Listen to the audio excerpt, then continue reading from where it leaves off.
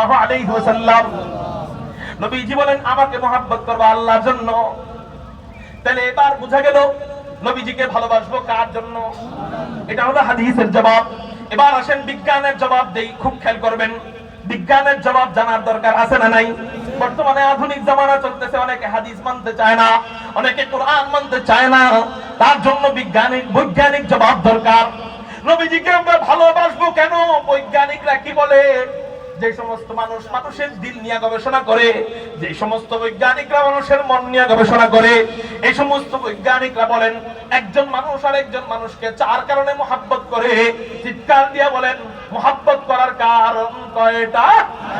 এতদিন শুনছেন নামাজ ভাঙার কারণ কয়টা? এতদিন শুনছেন রোজা ভাঙার কারণ কয়টা? এতদিন শুনছেন ঈমান ভাঙার কারণ কয়টা? এতদিন শুনছেন ওযু ভাঙার কারণ কয়টা? আজকে জানলেন মহব্বত করার কারণ কয়টা? কি কি? এক নাম্বার জামাল, সৌন্দর্য। কি? একজন মানুষ আর একজন মানুষের প্রেমে পড়ে, প্রথম কারণ সৌন্দর্য দেখা। ঠিক না ঠিক? প্রথম কারণ সৌন্দর্য দেখা প্রেমে পড়ে। প্রেমিক প্রেমিকার প্রেমে পড়ে সৌন্দর্য দেখা। সৌন্দর্য দেখা যদি ভালো লাগে, প্রেমের প্রস্তাব দেয়, রাজি না হইলে কষ্ট পায়। এই কষ্ট এমন চূড়ান্ত পর্যায়ে যায়, কাঙ্ক্ষিত নারীকে না পাওয়ার কারণে অনেক ছেলেরা, অথবা কাঙ্ক্ষিত পুরুষকে না পাওয়ার কারণে অনেক মেয়েরা আত্মহত্যা পর্যন্ত করে। তাহলে এখানে বলেন কয়টা ভালোবাসার কারণ পাইলো? এখানে পাইলো কয়টা? কি সেটা?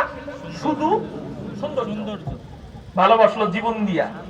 দুই নম্বর কারণ হলো কামাল, যোগ্যতা বা পূর্ণতা। একজন মানুষ আর একজন মানুষকে মহব্বত করে যোগ্যতার কারণে। তার সৌন্দর্যের দরকার নাই, সৌন্দর্য দেখে তারে মানুষ ভালোবাসে না, সৌন্দর্যের কারণে তাকে মানুষ ভালোবাসে না। আচ্ছা, আপনারা আমাদের বড় ভাই মুফতি রেজাউল করিম ভাইয়ের জন্য আসছেন, তার সৌন্দর্য দেখে তারে মহব্বত করেন না যোগ্যতা দেখে মহব্বত করেন? যোগ্যতা দেখে তারে মহব্বত করেন।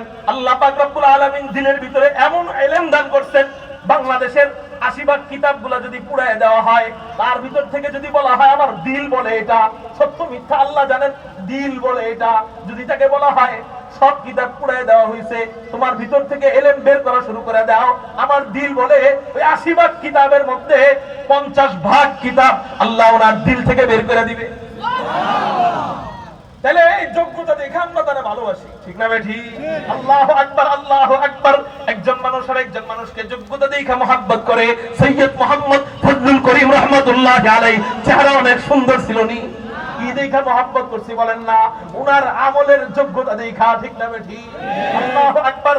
এই যোগ্যতা দেখা মানুষ মানুষের জন্য জীবন দিয়া দেয়। এই যোগ্যতা দেখা মানুষ মানুষের জন্য জীবন